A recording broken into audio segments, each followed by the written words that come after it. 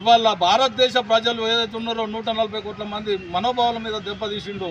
ఆయనను వెంటనే బేషరతుగా ఆయన పదవికి రాజీనామా చేసి ఆయన మీద కేంద్ర ప్రభుత్వము ఎస్సీ ఎస్టీ ఆసక్తి కేసు పెట్టి ఆయనను జైల్లో పెట్టాలని చెప్పి ఈరోజు మేము డిమాండ్ చేస్తున్నాము.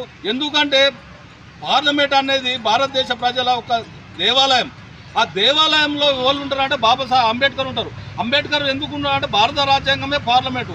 ఆ పార్లమెంట్లో ఇంప్లిమెంట్ అయ్యే బాబాసాహెబ్ ఇచ్చిన రాజ్యాంగం హక్కులు పేద ప్రజలకు ఈ దేశంలో ఉన్న ప్రజలకు అందుతాయి. కాబట్టి అది ఒక దేవాలయం ఈ దేశ ప్రజలు భారతదేశ ప్రజలకు. అది తెలిసి కూడా కావాలని ఈ ప్రజల మధ్యన చిచ్చు పెట్టడానికి కావాలని అంత ఉన్నతమైన పోస్టులో కేంద్ర మినిస్టర్ పోస్టులో ఉండి ఇవాళ ఇంత నీచమైన మాటలు మాట్లాడు బాబాసాహెబ్ అంబేద్కర్ను ఎలా చేసి ఎట్లా బాబాసాహెబ్ అంబేద్కర్ అని అదే బాబాసాహెబ్